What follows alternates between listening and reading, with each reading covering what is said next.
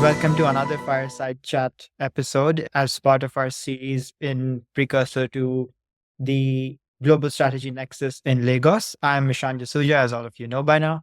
I am today joined by a very special guest and a speaker at the Global Strategy Nexus, Mr. Mazi Sam Ohuabunwa. Sir, before we begin, could you please give us a brief introduction of yourself? Thank you very much. My name is Mazi Dr. Sam Ohuabunwa.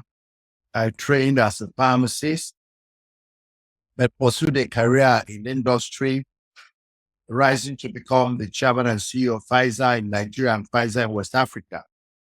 And later on led the management buyout of Pfizer in shares and then turned the company to Nimet International Pharmaceuticals. I've been past chairman of Manufacturers Association of Nigeria in Lagos, past president of Nigeria Employers Consultative Association, NECA, past chairman of Nigeria Economic Summit Group. I have been involved in advocacy. Currently, I've also been involved in professional activities. I'm the past president of the Pharmaceutical Society of Nigeria and currently serving as the president of the Association of Corporate Governance Professionals of Nigeria. I have also played some role in politics. In 2023, I participated in the presidential primaries that led to the presidential elections on the platform of one of the political parties. I'm a businessman. I'm a professional. I'm a patriot. You can also add that I'm a politician of some sorts.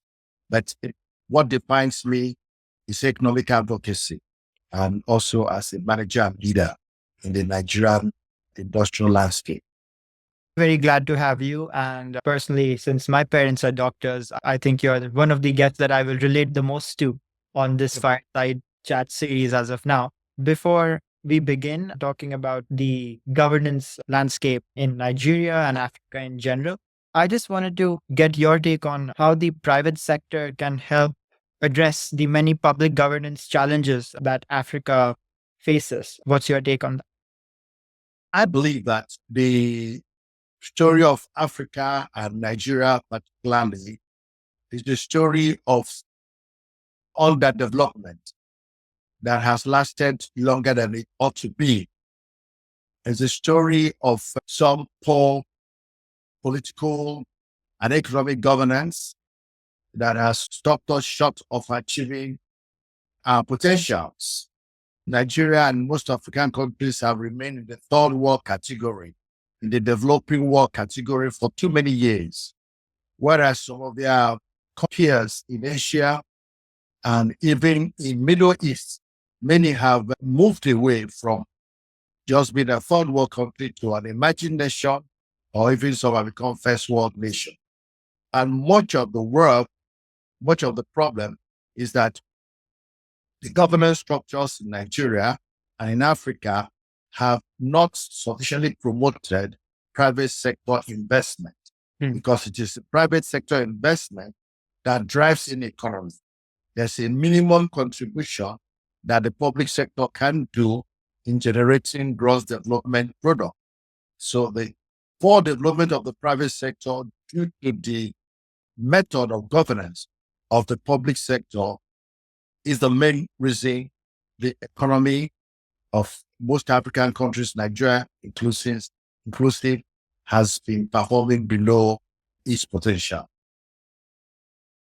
I see. So you mentioned Asia and other parts of the world, and I just wanted to take this opportunity to do a compare and contrast between how, let's say, countries in the Far East have helped develop their private sector, namely South Korea, Japan come to my mind with their national champion strategy, where they were very adamant on promoting some of their companies that became benchmarks in their industries. Do you think Africa can draw lessons from those? What are the differences and what are the similarities? Yeah, I believe Africa can draw lessons. And those lessons are that for an economy to be promoting for private sector investment, then it must govern itself in some different ways. First and foremost is that the government must direct its policies to ensuring that they have an operating environment that is private sector led or private sector driven or private sector supported, in which case every effort is made to promote and attract investment. These Asian countries and Middle East and some other countries in Europe, in Eastern Europe, for example, what have they done? They have just made sure that they adopted investment-friendly policies. That is a lesson. We must focus on investment promotion because it is investments that create businesses, projects, and programs. Projects, businesses, and programs create jobs. Jobs create wealth, and wealth eliminates poverty, which is the end game of any governance structure or any governance plan, is to increase the well-being, the standard of living, the quality of life of its citizens. And so investment is critical. So if Japan, South Korea, and other countries have become centers, look at Dubai, of enterprise, it is because they make it possible for you to have first a predictable operating environment. There is some policy stability. There is an effort to maintain macroeconomic stability. There is enforcement of law and order. And corruption is minimized. Bureaucracy is limited. So these are some of the things I have from my work and my research that I have seen have been helpful in growing private sector participation in the economy of these countries that have led to the positive growth and their excellent performance, both in terms of GDP, per capita income, and even in the life expectancy of the people. Yes, because I come from India and I see similarities between our demographics in India with a large youthful population with a lot of positive energy, excitement who wants to participate in the country's growth, and that of African economies, which have a similar young population that can help drive productivity forward. What I'm trying to ask is essentially, how do you think that the youth power and the demographic power of African economies can be leveraged to drive growth? Absolutely. That is I would say it is the rate determining step for Africa's emergence, and also the greatest potential that it needs to optimize to be able to break through the doldrums of poverty and social malaise. So the youth population is an advantage. It's a comparative advantage. It could even be a competitive advantage for Nigeria and African nations, just like India has done. They have invested in their manpower, produced educated, skilled manpower that are not only driving the industrial growth and provision of services in India, but they have also become exportable, in quotes, resources and assets that are driving external return to India in terms of foreign remittances, which have helped to grow the Indian economy. So what Nigeria and Africa needs to do is to be deliberate in investing in the surplus, in quotes, youth population that it has, which are instruments that, if they're well trained, educated, well skilled, well motivated, they'll just be the elements that actually will cause the explosion and unleashing of the potentials of African nations. So that is where our investment in education, in skill upgrading, is still below par. The African Union said every country must invest nothing less than 25% of its budget, or is it 15%? I can't remember. But most African countries are below. Some don't even do up to 10% of their national budget. So Africa needs to learn that We are looking for resources. But Japan doesn't have much of natural resources. They are using human resources, the brain power, and that's what driving the economy. Luckily for us, we have natural resources. We also can develop our brain power. So we should be ahead of Japan and Taiwan and such countries that are short in natural endowments, but are depending more on their human skills and human talent. I agree. And you mentioned natural resources, which has been, I think, one of the key drivers of African growth until now throughout.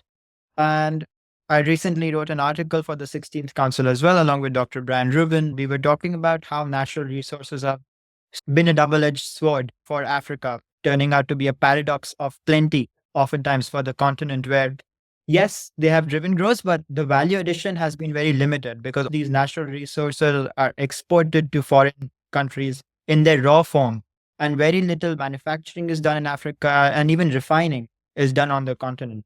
So, how do you think that Africa can help climb itself throughout the value chain and become essentially not only a raw material exporting economy, but also a manufacturing one?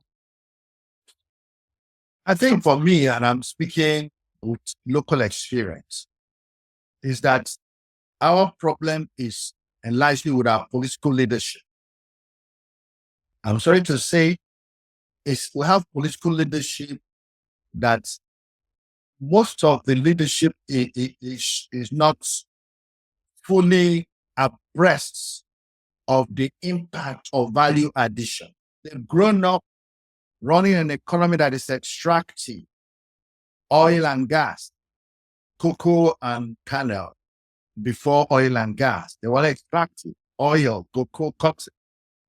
And it's very easy way to get money, but they're not optimizing the chain, optimizing resources. And it therefore does not allow the economy to grow and get all the linkages and the benefits down the chain. Every of these products has a value chain. Oil and gas, is it agriculture? They have value chains. And countries that are doing well optimizing. Nigeria has the potential to not only produce natural resources, but also to add value. But our leaders have not paid sufficient attention value addition, because value addition will involve investment from private sector. And if that private sector investment comes into an environment that there is policy instability, there's too much bureaucracy, there's so much corruption, macroeconomic instability, policy instability. So when the private sector is not coming, they just keep doing the same thing they've done since colonial times, export commodities.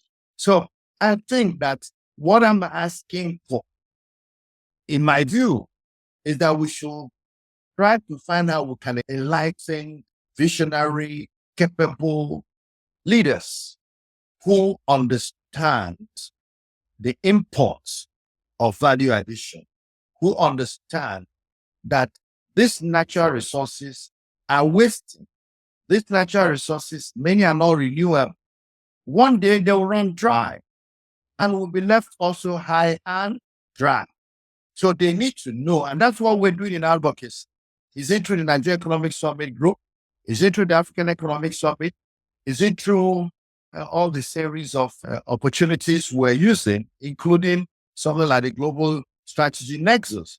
They are all aimed at sending this home that nobody is going to wait for Africa. Everybody is moving on. And today we are going into the geopolitical environment where AIDS will soon dry up. In the Trump era, where nobody wants to feed anybody anymore. It's America first. It shouldn't be UK first. It shouldn't be Japan first. So how can we just be on its own? The earlier we started to optimize our opportunities, the earlier we decided to focus on what will give multiplier benefit to the greater people, of the nations. The earlier we begin to benchmark other countries and their development paradigm, the better for us sustainability and the future of Africa. So the fastest way to go through is industrialization, value addition. And that way, not only creating wealth, creating jobs, and you are giving so much opportunity to get every ounce of dollar you can get from a single natural resource. I absolutely echo your concerns regarding how pressing the need for these changes is, because natural resources are only going to become more important, and the race to the bottom is only going to become more amplified as sustainability becomes a bigger agenda, green energy becomes a bigger agenda, because all of these critical raw metals are in Africa and there's going to be a race for them like nobody has ever seen. We are already seeing competition between the Chinese, between the United States to get to as many of these as possible. And Africa is very much the cradle of most of these critical raw materials and rare earth metals. I completely agree with that. And in that view, to move forward, what do you think would be the biggest opportunity, at the same time, the biggest challenge for the private sector in Africa? And how do you think that the Global Strategy Nexus upcoming in Lagos can help address these challenges? There are two areas. First is the public sector domain, where we need to keep showing models of successes, examples of successes in governance structures, governance models, in private-public partnership models, in focusing on investment, in how other countries have done. It's important that a program like the Global Strategy Nexus Africa will bring some experiential share of how Japan made it, how Singapore made it, of how Saudi Arabia, you can't believe it, Saudi Arabia is making it, how Dubai made it. So those are the kind of things I think our policymakers need to hear about.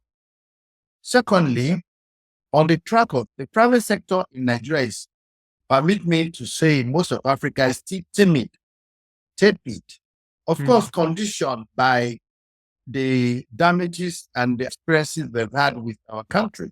Because many of them start from a government policy. Then down the line, the government reverses and they lose money and they lose time. So many are lethargic, reluctant to push the frontiers. And so they are looking for the line of least resistance.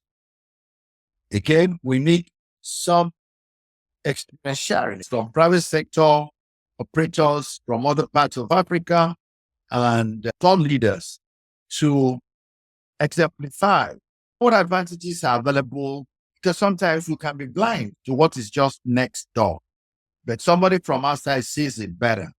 Secondly, we can also share experiences. Yes, Nigerian African markets can be tough, but we know that other markets can also be tough. As they said, the top is always greener next door. But we do know that there is no country where businessmen are not facing challenges, where they're not facing obstacles. How are they able to maneuver? How are they able to overcome? What kind of ideas? Is this in the area of pulling resources together? Is this in the area of de-risking our businesses? Is it in the area of exploring new financing opportunities from bilateral, multilateral development agencies and funding organizations? Is it in the area of understanding how insurances can help protect or de-risk some of the businesses within Africa? These are some of the things which I believe are important. Now, for me, the greatest challenge for business in Africa, I think, again, I'm not talking about textbook stuff. Our greatest challenge is leadership orientation. Somebody tells you it is power, it is energy. Somebody will say it is something. Yeah, I agree. If the leadership is not right, none of this will happen. We'll be talking about energy. We're talking about everything. Every Nigerian will tell you they've had so many stories about so many things. And yet, you cannot equate the success with investment or acclaimed investment. So I remain implacable that the critical factor that is holding Nigeria down is leadership. Because if we have an enlightened leadership, they will know that we need to do more investments in energy so as to reduce the cost of production. They will know that we need to have a different paradigm in policy formulation. That policy formulation should be deliberate and detailed, that there's allowance for debate, so that when these policies are made, they don't get changed the next day because they were hurriedly made, or they were made sometimes targeted at one individual or one group without thinking about what happens tomorrow. The policy reversals we have seen come from short-term thinking and short-term view. So these are the things I believe that if we have a leadership, then they look at the issue of energy. It's a major issue in Nigeria. They look at the issue of macroeconomic stability, and they look at the issue of security, because security is emerging as a major obstacle for industrial growth, private sector growth in part of Africa, Nigeria inclusive. My thought, my belief is that the moment you have the right leadership that understands the elements of how to harmonize and motivate the resources that the country has, including human resources, how they can build unity of purpose, create a vision that every nationality, everybody would buy into, and show exemplary leadership, our countries in Africa will be able to sufficiently compete along with some of the emerging nations today. I agree, because I think this summit also serves, as you said, as a very right place to build on the synergies between businessmen, politicians, public policy officials, and analysts. And we are very keen to have thought leaders like you speak at the summit, interact with the audience, and welcome as many audience members of ours as possible so that we can really make Africa the place to be. And it really has potential to be the primary engine of growth for the world economy going forward. But as you said, we need strength more than ever. We need fortitude more than ever. And we need to work together more than ever in order to make it the dream come true. So with that thought, I think we are ready to wrap up. And thank you very much for taking the time today to speak to us, and look forward to meeting you at the conference in Lagos. Thank you very much. It's a pleasure speaking with you. And I look forward to sharing a cup of coffee or tea or local palm wine. Some drink palm wine in Nigeria. You love it. Look forward to it, sir. Thank you. Yes. God bless you.